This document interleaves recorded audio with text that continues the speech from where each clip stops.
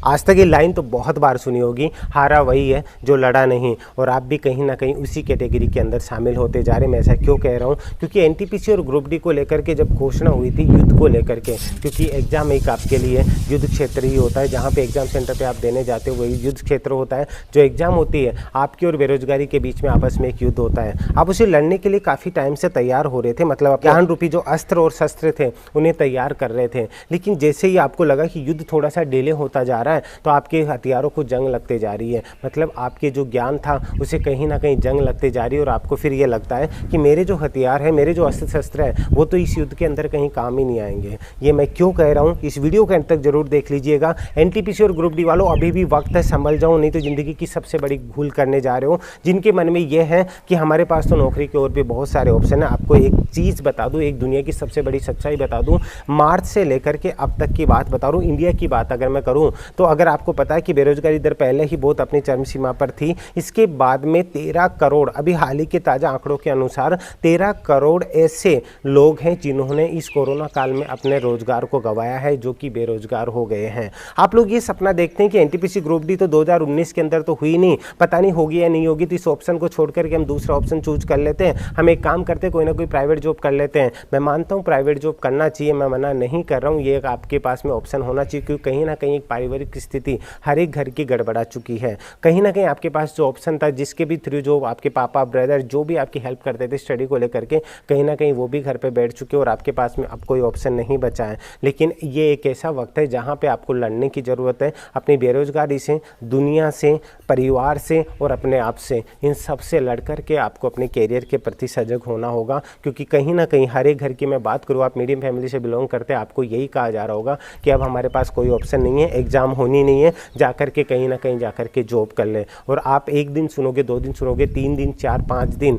Last में जाकर के हार तक करके आप ये डिसीजन ले लोगे कि नहीं यार मुझे नहीं पढ़ना, एग्जाम होगी नहीं, कब तक मैं सब कुछ सुनता रहूँगा क्योंकि मेरी जॉब तो लगनी नहीं। ये सोच करके आप लाइफ में जहाँ पर आप पहुँचने वाले थे ना, एक कदम की और जरूरत थी, वहाँ से आप पीछे हट जाओगे, जो कि ज़िंदगी की सबसे बड़ी भूल होगी। मैं ऐसा क्यों कह रहा हूँ, कुछ आंकड़ों की बात कर रहा हूँ, कुछ डेटा आज आपको आज बताने वाला हूँ। जिन लोगों के मन में एक सवाल है सबसे बड़ा कि सर अभी अगर एग्जाम 2020 में हो या 21 में हो, ये आपका सवाल है, मेरा नहीं। मेरे अकॉर्डिंग एग्जाम 2020 में नहीं होगी, 2021 में होगी। तो कई लोग, ज्ञानी लोग, हर एक मेरे यानी हर एक चैनल पे जाकर के ज्ञान देते जो आपको डिमोटिवेट करने आते हैं। वहाँ पे कोई भी टीचर अगर कोई भी वीडियो बना करके दे रहे, उसके नीचे जाकर के वो कमेंट करते हैं, भाइयों एग्जाम नहीं होगी, भाइयों इसका लेवल बहुत हाई जाएगा, अब तो हर किसी के बस की बात ही नहीं है। आप वो कमेंट्स देख करके उन लोगों की बातों में आकर के आप डिमोटिवेट हो जाते हो और आप भी अपने मन में यही बना लेते हो कि एग्जाम का लेवल बहुत हाई होने वाला है, या 2.5 करोड़ स्टूडेंट्स ने फॉर्म भरा है, मैं तो एक अकेला हूँ, मेरा कहाँ से नंबर आने वाला है। भाई जब तू इस दुनिया में आया था तब भी तो अकेला ही था और जाएगा ना तब भी तो अकेला ही होगा, कोई तेरे साथ ना था और ना होगा।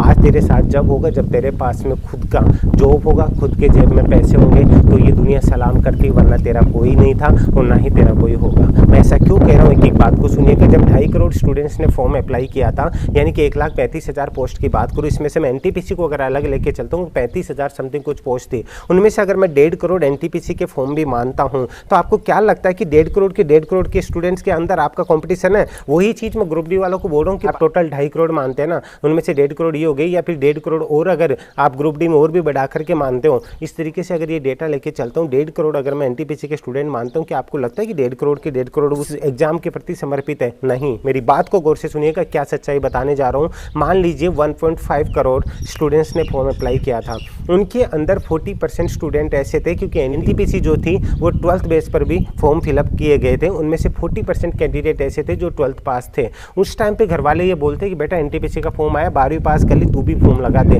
40% कैंडिडेट ऐसे थे। उसके बाद में जब उन्हें सीरियस होना था कि वो पढ़ने जाना है, घर वालों ने खुशी खुशी में कोचिंग भी ज्वाइन करवा दी। उसके बाद में थोड़े दिन तैयारी की, उसके बाद में लगा कि एग्जाम नहीं होगा, उनका मनोबल है वो गिर गया और वो आराम से फ्री हो गए, मजे मारने लग गए। इसके बाद में बीच में ही ये कोरोना काल आ गया, तो कहीं ना कहीं आराम से 40% तो यहीं पे जा करके बैठ चुके हैं। ठीक है, इसके अंदर अगर 1.5 करोड़ के अंदर मैं बात करूँ तो 40% कैंडिडेट तो यहीं पे जा करके बैठ चुके हैं। उनमें से 40% कैंडिडेट के अंदर मुश्किल से 10% ऐसे कैंडिडेट होंगे जिसके प्रति पूरी तरीके से तल्लीनता से लगे हुए होंगे जो कि प्रिपरेशन कर रहे होंगे। अब बात आती है 60% कैंडिडेट की। अगर ओवरऑल मैं बात भी करूँ ना तो 60 लाख कैंडिडेट और मान लीजिए आप, जो कि बहुत एक अच्छे लेवल पे अगर तैयारी कर रहे होंगे। 60 लाख में से ऐसे कैंडिडेट थे जिन्होंने ग्रेजुएशन लेवल पे फॉर्म फिलअप किया था। आपको पता है कि इस वैकेंसी को 1.5 साल अब तक हो चुका है, कल को 2 साल भी हो जाएंगे। तक ग्रेजुएट किया हुआ स्टूडेंट कब तक अपने घर पे बैठा रहेगा? कहीं ना कहीं किसी भी कारणवश उसे जॉब पकड़ना पड़ा होगा, या फिर अब कोरोना काल की वजह से जो घर की हालत हुई है उसकी वजह से उसके पास कोई ऑप्शन नहीं बचा होगा, तो कहीं ना कहीं उसको जॉब करना होगा। इसका मतलब 60% में से भी आप ये मान के चलिए 25% कैंडिडेट ऐसे थे जो फॉर्म अप्लाई किए थे, वो वहाँ से हट चुके हैं, अपने काम धाम में लग चुके। उन्हें यह है कि एग्ज़ाम आएगी तो हम जा कर के एग्ज़ाम दे के आ जाएंगे, जय माता दी बोल देंगे, हो गया तो ठीक है, नहीं तो अपना काम तो करना ही है। यही चीज़ सोच करके बैठे हैं। सीरियसली अगर मैं बात करूँ ना, 35,000 जो पोस्ट हैं या फिर 1 लाख ग्रुप डी की और पोस्ट, 1,35,000 में से सिर्फ अगर मैं प्रॉपर तरीके से मैं बात करूँ ना तो 30 से 40 लाख कैंडिडेट ही ऐसे होंगे जो प्रॉपर तरीके से उनको ये है कि हमें एग्ज़ाम देनी है। बात को गौर से सुनिएगा, शायद इन आंकड़ों का आप गलत मतलब भी निकाल दो, पहले मेरी बात को सुनिएगा। 30 से 40 लाख लोग ही ऐसे हैं जिन्हें ये लगता है कि हाँ मुझे एनटीपीसी की प्रिपरेशन करनी है। उनमें से भी 40 लाख में से भी अगर बात करें ना ओवरऑल, अगर अपन किसी लेवल की बात करें तो वो भी कहीं ना कहीं इन लोगों की वजह से डगमगाने लगे हैं। मैं उन 30 से 40 लाख कैंडिडेट को कह रहा हूँ कि आप इन लोगों की बातों में आकर के डगमगाइए मत, क्योंकि उन करोड़ों में से वो 30 से 40 लाख कौन है वो आपको डिसाइड करना है। क्या आप भी उनके अंदर आते हो? आपको मतलब है सिर्फ आपकी अपनी एक पोस्ट से आप दुनिया की बातों में आकर के, या फिर जो मोटिवेशन देने आते हैं आपको, वो सिर्फ मोटिवेशन से पहले तो अपना कोर्स आपके सामने रखते हैं। आप उनके भरोसे अगर एग्ज़ाम फाइट करना चाहते हो ना तो दुनिया की सबसे बड़ी गलती करने लगोगे कि उनके भरोसे नहीं होगी। प्रिपरेशन खुद के लेवल पे करनी होगी, खुद को अंदर झांकना होगा, खुद को अंदर डूबना होगा। जिस दिन किताबों के अंदर डूब गए ना, उन नोट से बेहतर नोट्स आप खुद बना लोगे, ये मेरी गारंटी है। खुद से जाकर के उस चीज़ को पूछो, अपने आप से बात करो, आप में क्या कमी है। जिस नोट्स बनाने वाला भी तो इंसान ही है ना, तो आप भी तो इंसान हो। आप खुद से प्रिपरेशन करो, खुद के लेवल पे उस चीज़ को तैयार करो। दुनिया की ऐसी कोई ताकत नहीं है जो आपको आगे बढ़ने से रोक दे, कोई ऐसा इंसान नहीं है जो कि आपको डिमोटिवेट कर दे। इंसान को खुद पे विश्वास रखना पहले इंपॉर्टेंट होता है। आप जब खुद पे विश्वास नहीं रख सकते तो आप किसी और पे क्या विश्वास करोगे। लेकिन आपकी सबसे बड़ी आदत यह है कि दूसरों की बुरी आदतों को जल्दी अपनाने में आपको बहुत बड़ा शौक है, आप जल्दी से अपना लोगे। वहाँ पे तो ये कहा है, जैसे मैं ही वीडियो बना रहा हूँ, यहाँ के पता कमेंट क्या आएगा, सर तो क्या एनटीपीसी एग्जाम डेट नहीं होगी, सर अभी एक नया वीडियो आया उस पर वीडियो बना दो। अरे यार उस पर क्यों जा रहे हो? आपका काम क्या है? स्टडी करना। मैं आपको कह चुका हूँ एग्जाम होगी, किसी कंडीशन में ऐसा नहीं होगा। एक और आपका सबसे बड़ा सवाल आता है कि सर ये एज फैक्टर का सवाल है, अगर हम ओवर एज हो गए तो क्या होगा? कोई फर्क नहीं पड़ता। जिस टाइम आपने जिस एज पे फॉर्म अप्लाई किया था ना वही एज मान्य होगी। चाहिए एग्जाम अगर आप 50 साल के हो जाओ तब लगेगी ना, तो सरकार की गलती है, ये आपकी गलती नहीं है। तो ऐसी अफवाहों के आकर अपना कैरियर बर्बाद मत करो दोस्तों, आपके पास समय है। मैं आपको बता चुका हूँ। अभी एक और कमेंट आते जा रहे हैं कि सर जुलाई के अंदर फाइनल होगा, तो मैं पहले बोल चुका हूँ यार कि जो आपको पता है कि 27 जुलाई की जो डेट दे रखी है उसके बाद में इसी सिलेक्ट होता है, तो वो भी होता है तो ना। अगर कहीं वापस से 6 कोरिंगडम ना पकड़ा दें, इनका सिर्फ यही तो चल रहा है 2 मार्च से लेकर के अब तक कोरिंगडम ही तो पकड़ाते हैं, लेकिन उसके चक्रों में क्या हम इसका पीछा छोड़ दें? लक्ष्य तो यही था ना कि एनटीपीसी में जॉब करना है। अगर ये लक्ष्य अब निकल गया ना तो आपको पता है कि 4-5 साल कोई जुगाड़ नहीं है कि रेलवे के अंदर एक अच्छे लेवल की वैकेंसी आएगी। बताया तो जा रहा है, लेकिन बाद में जरूर रीजन दे देंगे। हाँ ये भी हो सकता है कि ये बता रहे हैं कि अभी हमें 2.5 लाख वैकेंसी और कंप्लीट करनी है, लेकिन वो आएगी तब तक 4-5 साल क्यों बता दो? वैकेंसी आगे तो ऐसे ही चलता रहा तो वापस से 3-4 साल जाएगी, तब तक बूढ़े हो जाओगे, बच्चे हो जाएंगे, घर वाले नहीं टिकने देंगे। अभी भी वक्त है, संभल जाओ। समझा चुका हूँ 10 बार। शायद कई लोगों को ये बातें बुरी भी लग रही होगी, चुभ रही भी होगी, लेकिन जरूरी है दोस्त, अभी भी संभलना जरूरी है। क्योंकि अगर ये मौका हाथ से निकल गया ना, जिंदगी की सबसे बड़ी भूल करोगे। आपको पता है रेलवे के अंदर जॉब पाना कितना बड़ा काम है।